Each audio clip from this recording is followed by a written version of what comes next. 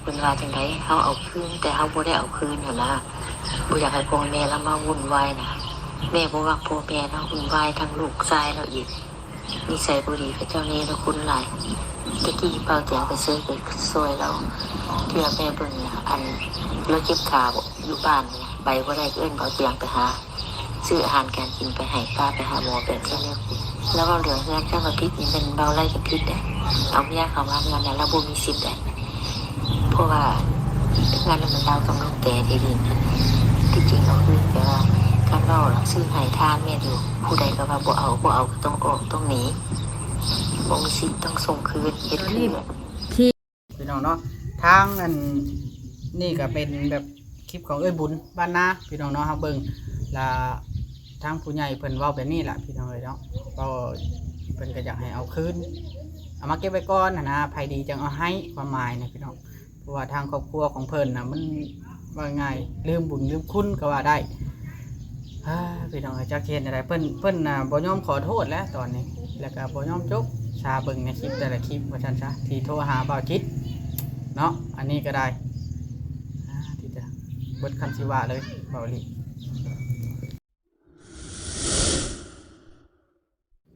ฝากติดตามบ่าวโอลิแหน่เด้อพี่น้องเบิดสุปูสุคนสบาย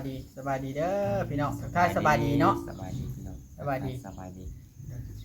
มื้อนี้ก็พอดีว่าลงมาสวรรค์น้องพอน้องแพทมีข่าวบ่ดีอีกล่ะพี่น้องเอ้ยมีข่าวแม่นทางเอ้ยมุกจานเพิ่นโทรหาพี่น้องเอ้ยโทรหาพอน้องแพทมื้อเช้านี่แหละว่าได้ข่าวว่าทางพอลุงคำปานเพิ่นเสียชีวิตแล้วพี่น้องเอ้ยเนาะลุงกำปานผู้เราเป็นโรคอันนั้นนะบ่พากินชันนะบ่แม่นพากินชันแบบเราสั้นนะพี่น้องเอ้ยเนาะเพราะว่าแต่ก่อนนี่พอแพทย์เคยซื้อข้าวซื้อมีซื้อหยังมาให้เราอยู่พี่น้องเนาะเพราะว่าผู้ใหญ่เพิ่นเคยนั่น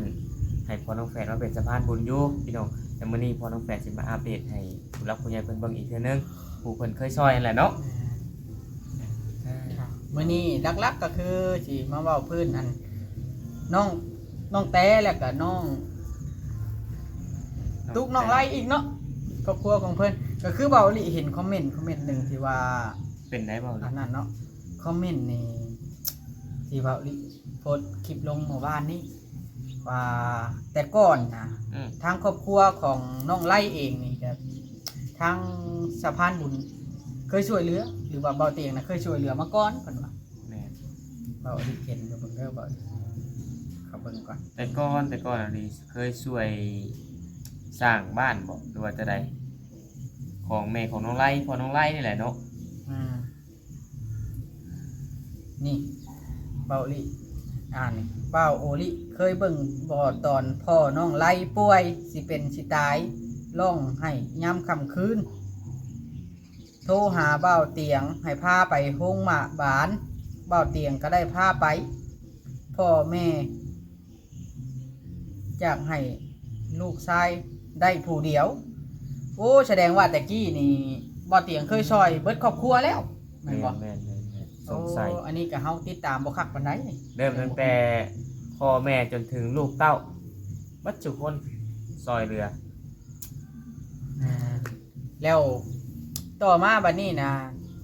เรื่องราวนะส่วนมากนะมีแต่พ่อกับแม่เป็นผู้ออกหน้า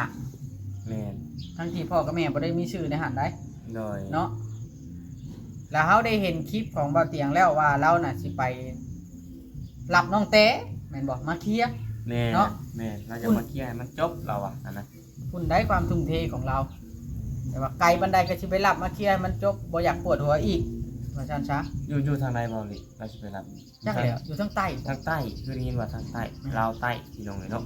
พวกอากาศหนาวเด้ช่วงนี้เนาะลาวใต้ก็ได้พี่น้องเนาะเอาได้ก็ได้พี่น้องถ้าเป็นแบบนี้แล้วก็โอ้จักสิว่าจังไดเนาะบ่ลีเนาะ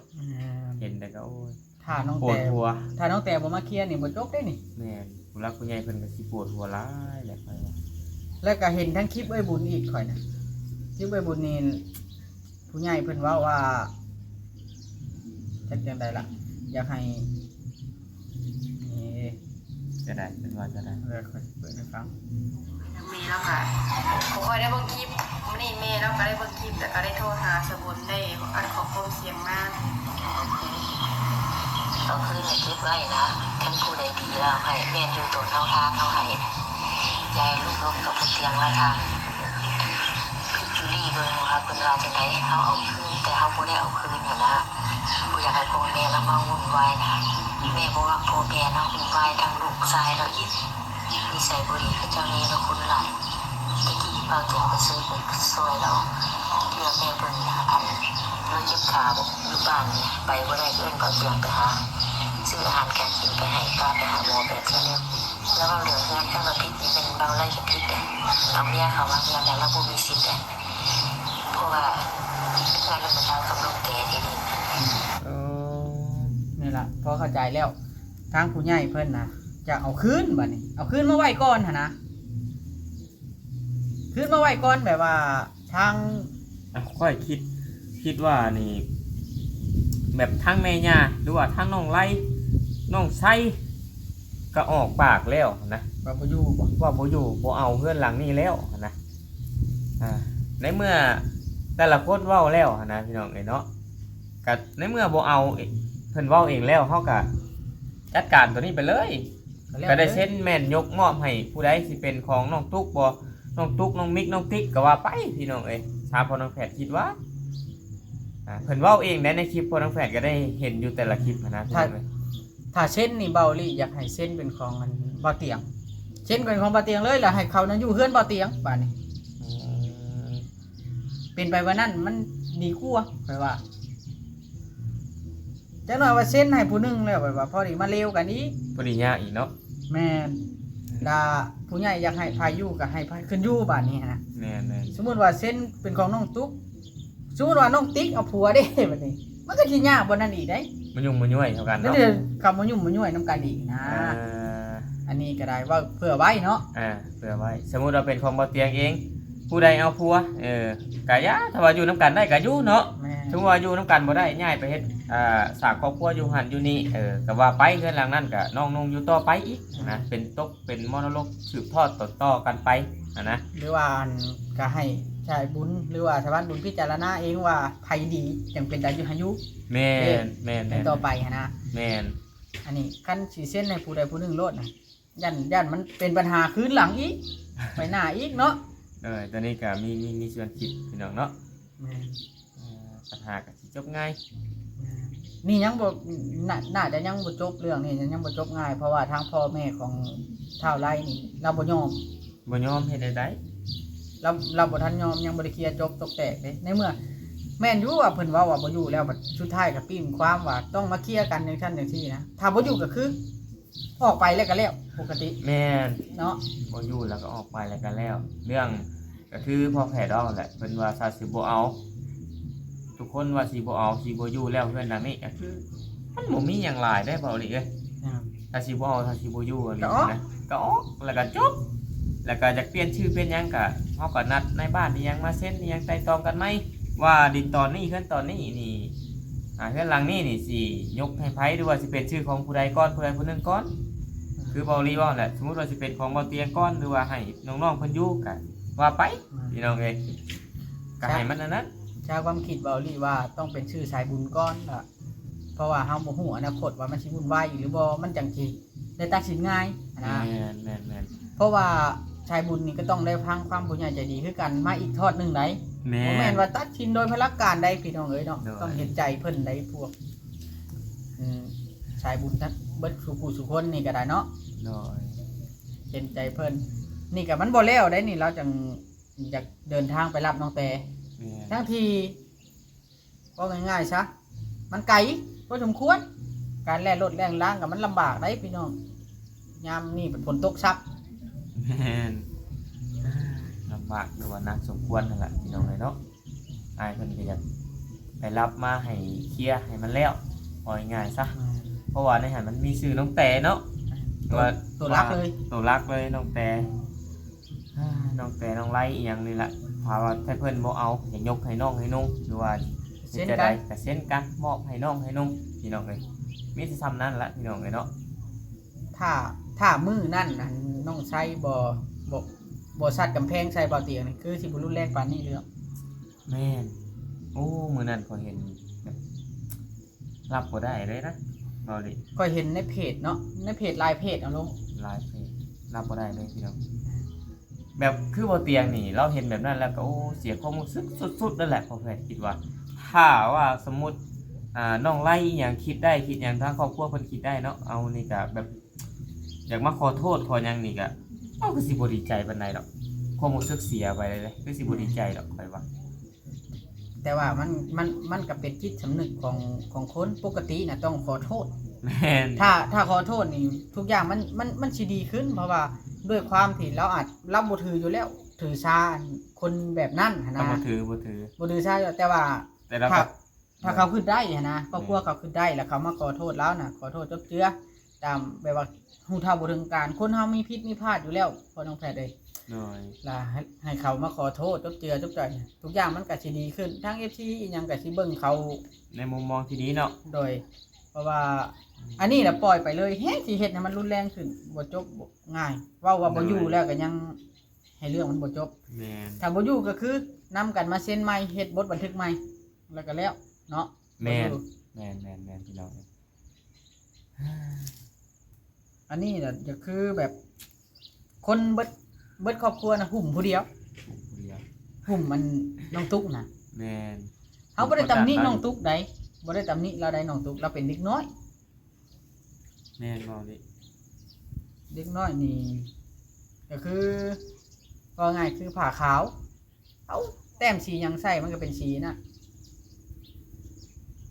เราก็ฟังความเขาแล้วเนาะอยู่นํเขา อยู่นำแม่ย่าอยู่ในเฮือนเอาง่ายๆตอนนี้อยู่ใน การคุ้มครองของเขา คุ้มครองของเพิ่นหั่นนะลูกผัวว่าได้ใดก็ว่าไปตามแม่ย่าว่าเพิ่นไงเพิ่นก็ว่าไปตามหั่นแหล้วน้องตุ๊กเราก็ยังน้อยพี่น้องเอ้ยเนาะสงสารอยู่ดอกถือพาคาท้องแต่ถือด้วยรถเนาะ ลำบาก มาอยู่ มันก็ มีแต่ว่าหาพังข้าวน้ำกันนี่แหละเนาะว่าเพิ่นสิเคลียร์จะได้ ฟังเบิ่งไอเตียงเพิ่นไปรับอันน้องแต่มาเนาะ แม่น น้องแต่นี่ถ้าเห็นน้องแต่นี่อยากให้เว้าความจริงเลย แต่ตอน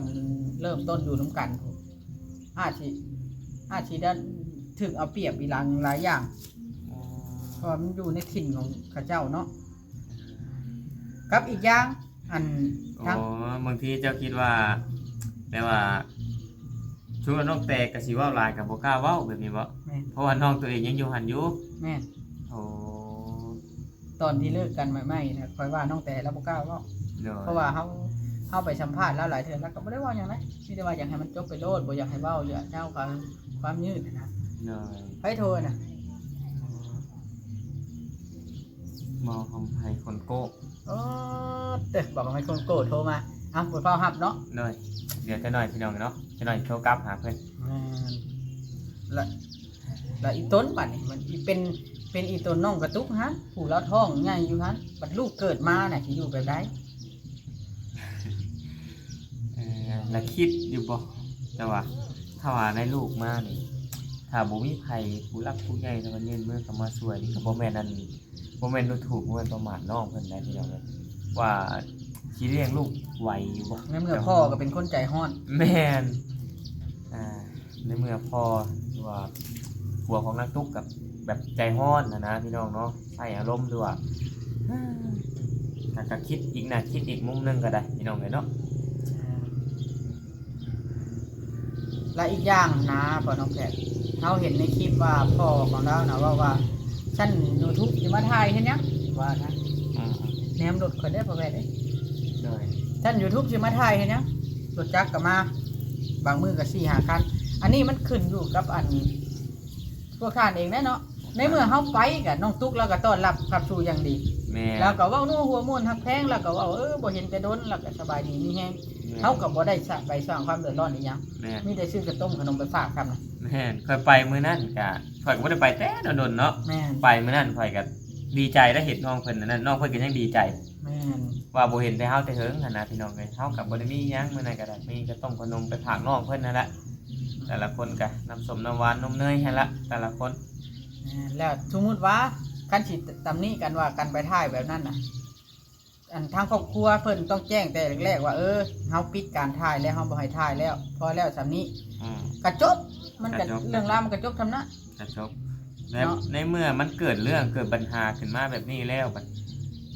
เว้าไปทั่วเบิดนะ เว้าลบคืน เว้าลบคืนไปหมดนะ บ่ พี่น้อง ถึกแบบน่ะ สักมาเว้าหมดอีหยังกัน มันบ่แนว มันบ่แม่นแนวเว้านั่นมันพังบ่ขึ้นปานใดพี่น้องเอ้ย คือ FC คอมเมนต์นั่นแหละพี่น้องเนาะว่าทางครอบครัวนี่อยากได้อันที่ดิน เพียงผู้เดียวก็ว่าได้เนาะทาง FC ได้คอมเมนต์เฮาก็บ่ได้พันธุกตัวนี้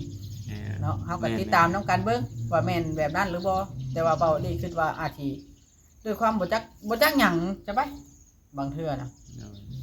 พฤติกรรมลักๆนี่มันเรื่องราวน่ะมันบ่แม่นทอดตั้งแต่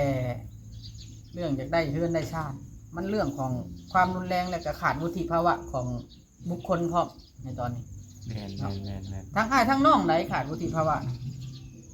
แปลว่าบ่เตียงเข้าไปกันไล่แล้วอยากไปใช้ก็ไปไปนี่นะ ๆแม่น ไล่แล้วในใดในเมื่อเราเป็นคนชื่อดินแล้วก็สร้างเรือนให้ที่เป็นไล่แล้วจังไดหันหามันบ่ถือในตัวนั้น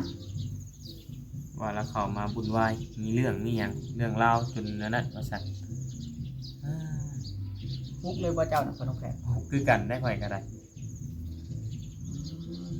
ข่อยคือสิบ่กล้าเข้าไปอีกแล้วบัดนี้ เห็นเฮาก็ได้เว้าแซเอาอยู่นี่แล้วพี่น้องเอ้ยเนาะ บ่ได้กล้าเข้าไปพอน้อง นี่เป็นการแสดงความคิด อันนั้นเลยพี่น้องเอ้ยเนาะ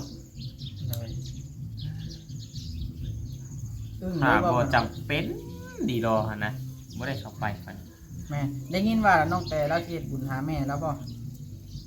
คือว่าอยู่ได้ แม่ถ้าเราฮอดเฮาก็ไปหมู่ไปทานเนาะ แม่น เพราะว่าน้องแต่นี่เฮาบ่ได้ให้ได้เครียดได้ซังกับเราได้พี่น้องเอ้ย แม่น น้องแต่นี่หักแพงกันแบบอ้ายแบบน้องเด้เอาไปแต่ละเทื่อเนาะว่าหัวม่วนกัน แม่น แต่ละน้องกระตุกกระติกแล้วก็น้องมิก น้องมิกน้องติ๊กน้องมิก แม่นเฮาเห็นเพิ่นแต่นังน้อยเนาะ โดย นี่แหละมีแต่ครอบครัวของบ่าวไร่นั่นแหละส่วนมากนะเราสิบ่ค่อยเว้าอันนั้นดอกเนาะเข้าไปกันเนาะ แม่นคือเห็นฮะพี่น้องเอ้ยเนาะบ่เว้าหยังหลายแล้วมันสิ จังได๋สิให้เฮาอีก สิให้เฮาอีกก็คือเห็นนั่นแหละเห็นในคลิปในหยังนั่นแหละ ค่อยสังเกตว่าปกตินะทางครอบครัวเพิ่นน่ะต้องขอโทษบ่าวติที่ทำพฤติกรรมแบบนั้น เรื่องอื่นเอาไว้ตามหลัง แม่นก็มันจะสิถูกต้องเนาะ แม่ขอโทษในส่วนที่แสดงพฤติกรรมบ่เหมาะสมต่อเราแล้วก็การไล่เราไป คือเป็ดคือไก่ว่าท่านซะเนาะ เอ้าอยากไปใช้ก็ไปเพิ่นว่า เออ ทั้งที่เราเป็นผู้มีพระคุณนะมันบ่ถูกบ่ต้องในตัวนั้น แม่น อยากให้เพิ่นน่ะขอโทษก่อนในตัวนี้เรื่องชั้นแต่ละว่ากันตามบ่ความเหมาะสมบัดนี้ แม่น ต้องแยกเป็นเรื่อง แม่นต้องขอโทษก่อน แต่สำหรับชวนว่าเราจะบ่ถือสาหยังดอกพี่น้องเลยบ่แฝดคิดว่า แต่ก็เสียใจอะนะแต่ว่าสิเก็บมาจ เสี น ยใจอยู่แล้วพ่อแม่เด้อ เราบ่นั่นดอกเราปล่อยผ่านไปแล้วแต่ก็เสียใจถึงสิทราบพอน้องแผนนี่ถ้ามันเกิดเรื่องแบบนี้ขึ้นมานี่ถึงสิขอโทษอีหยังเฮาก็ธรรมดาได้บ่ได้ว่าให้ว่าหยังสมมุติว่ามันเกิดหยังก็แต่ว่าสิกลับมาแบบมันมีความรู้สึกดีคือเก่าบ่มันก็ คือ บ่ได้มัน คือนั่นนี่แหละพ่อแม่ มัน ที่เรา นั่นเลย เราดูฟังประตูวันชัยกับสาวเทืองตอนนั้นเราทะเลาะกันเนาะทั้งแม่ตู้ปันบอกแล้วก็ประตูวันชัยว่าสำบักโอริโอนะมาโลดนะได้ยินเขาเล่าสู่ฟังอันนี้ก็แล้วก็เฮาบ่ได้ถือสา อืม สิ่งที่เฮาซอยไปแล้วก็ซอยไป แต่ว่าความสัมพันธ์ความอันนั้นมันก็บ่คือเก่าเฮาโดนเฮาไปจอบเฮาก็แบบบ่ได้อันซีเรียสแต่ว่า แม่น เฮาก็บ่ใส่ใจคือเก่าปานใด แม่น ในเมื่อหมู่ความสำคัญ เขา ของเฮา ฮู้ได้ว่าพฤติกรรมของหมู่มันจะได้กับเฮาอะนะ แม่นเอ้าบ่ต้องแพทย์มันถึงเติมแล้วนี่ พอสมควรพี่น้องเอ้ยเนาะ